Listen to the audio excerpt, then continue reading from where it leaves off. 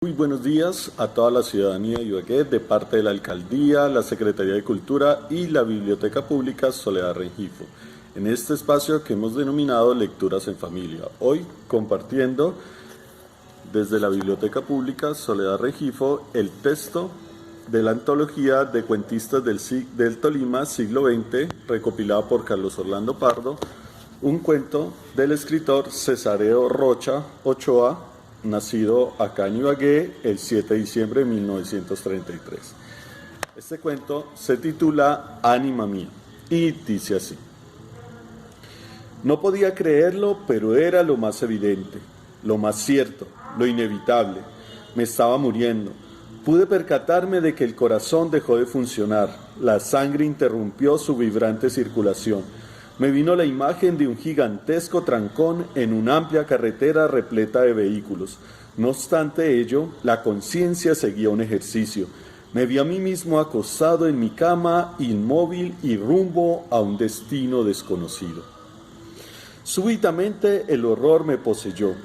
Pero ¿cómo me voy a morir si me faltan tantas cosas por hacer? Si aún tengo que terminar las actividades emprendidas. Me pareció absurdo que de manera intempestiva dejara a mitad de camino tantas cosas. La educación de los hijos, la seguridad de mi esposa, la necesaria ayuda a la familia, mi trabajo, mis ilusiones, mis sueños, mis mejores propósitos no podían interrumpirse tan pronto. Y entonces sentí rabia de haberme muerto. Sin duda era una falta de consideración conmigo mismo, con mis familiares, hermanos y amigos.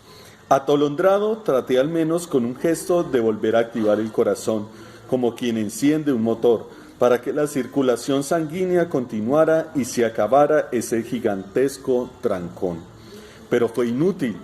No podía luchar con los designios de Dios y tuve que acatar su decisión de suspender mi tránsito terrenal. Lentamente vi que mi ánima o cuerpo astral se alejaba de mi cuerpo yacente, me sentí desprender de lo que había sido mi identidad, mi cuerpo físico, él, o sea yo, yacía inmóvil en el lecho mientras también yo me salía de mí mismo. En un estúpido símil me sentí como un ave saliendo de su cascarón, del vehículo en el cual siempre había viajado, de mi natural habitación. Fue sorprendente ver que inexorablemente me alejaba de lo que había sido mi mundo, escenario de luchas, logros, penas y alegrías. Vi con los ojos del ánima porque los que antes habían iluminado mi vida yacían también vacíos en sus cuencas. Ya no eran ojos, como en una fugaz película en la cual se juntan tiempo, espacios, recuerdos, ayer con hoy, porque súbitamente me había quedado sin mañana. Recorrí todas las estancias de la vida, como si me invitaran a un video estelar y respecto del cual nunca había advertido que me estuvieran filmando. Sentí un profundo dolor, como si se desgarraran mis entrañas. ¿Pero qué estaba diciendo? Si mis entrañas estaban ya abajo en el viaje hacia la descomposición material. La verdad, sin embargo, era que me embargaba el dolor, no por lo que me acababa de ocurrir, sino por las consecuencias que producía mi desaparición. No soportaba pensar que yo les estaba causando un inmenso dolor a los míos, hijos, esposa, familia. ¡Por Dios, qué desastre! Pensé que el dolor que me embargaba me podría ocasionar un infarto o un derrame cerebral, pero luego me dije, ¿pero para qué si ya no tengo ni cerebro, ni sangre, ni nada? Mejor dicho, si ya no existo. Ello me tranquilizó. Toda mi autonomía se había extinguido, carecía absolutamente de capacidad de decisión y ya muerto no podía modificar nada de lo que había sido mi vida. No me quedó más remedio que pensar en la actitud que habrían de asumir los míos para seguir viviendo. ¿Los míos? ¿Míos? Dije, sí. Me respondía con angustia mientras veía que cada vez mi figura corporal estaba más distante del ánima. La veía a través del techo de la casa como si no lo tuviera y además sentía que en la medida en que el ánima ascendía, yo al menos lo que ahora era, me estaba desprendiendo inevitablemente de lo humano. La primera consideración fue inadmisible. Los hombres no pueden deshumanizarse. Esa es su naturaleza, la cual es inalterable. Ciertamente puede haber odios, malos sentimientos, errores de conducta, actos censurables y punibles, pero el hombre siempre pertenecerá al género humano. De inmediato pensé en lo absurdo de mi juicio. Ya no era humano, y por eso los atributos de esa especie nada tenían que ver conmigo. En el continuo y lento ascenso detecté que esa modalidad de cordón umbilical que me unía a los demás, que antes constituía el lazo de la sangre, del afecto, del amor y la amistad, se desvanecía, es decir, el cordón de plata de los orientales se hacía cada vez más delgado, más transparente, hasta su ruptura inevitable. El amor, el placer, la inquietud, la preocupación, el juicio, el dolor y la angustia desaparecieron de mi ánima.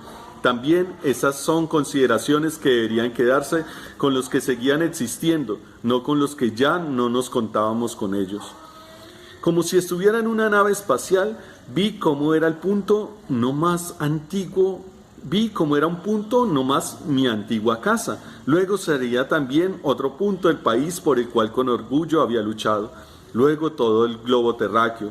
Sería también un punto, un pequeño objeto en el universo. Después, la misma idea del universo desapareció, porque esa es también una consideración de los humanos.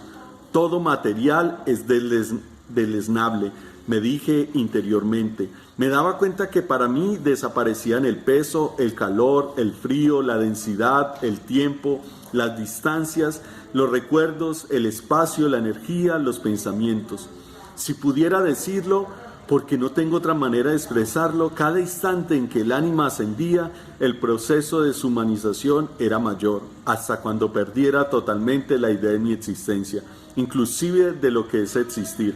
En ese instante, y perdóneseme que hable de instante, en un símil temporal, al terminar el proceso de deshumanización, podría ingresar a lo que también en términos humanos podría denominarse una etapa superior de conciencia.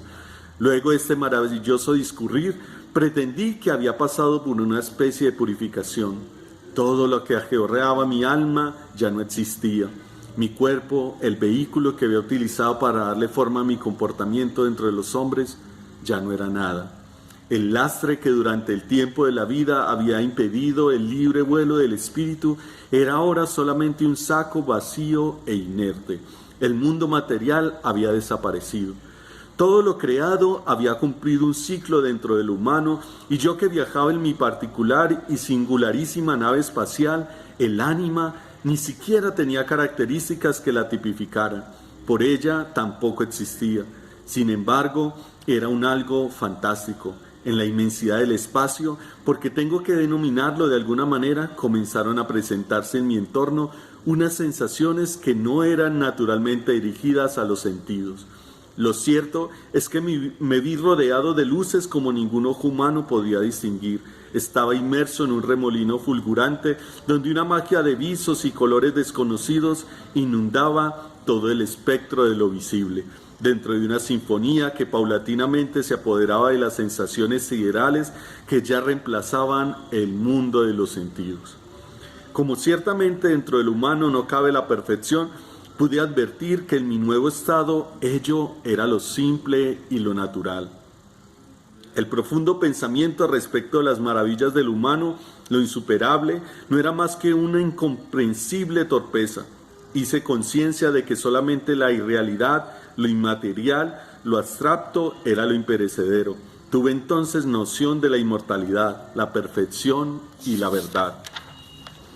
Encantado por ese mar de sensaciones, colores y luces, vi que mi ánima aceleraba su ingreso a un vórtice inconmensurable, inconsútil y etéreo, donde la idea del centro hacia donde tendían las fuerzas centrífugas de luz y sonido era muy posiblemente el seno de Dios.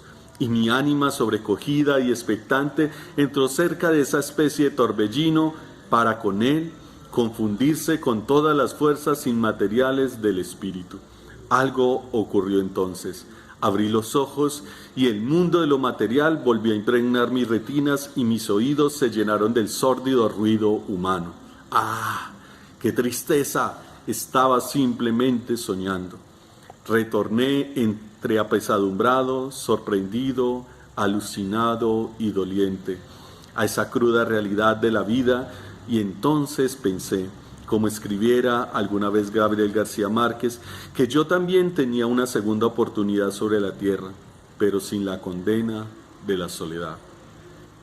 Bueno, muchísimas gracias a todos los que participan de este espacio de lecturas en familia. Les recuerdo que es una actividad de parte de la Red de Bibliotecas Públicas de Ibagué, en la que estamos trabajando todos los bibliotecarios llevando contenidos hasta sus casas. Les agradezco mucho y espero que nos encontremos pronto. Síganse cuidando y recuerden visitar y suscribirse a los diferentes canales de Facebook y de YouTube de la Biblioteca Pública Soledad Rengifo. Muchas gracias.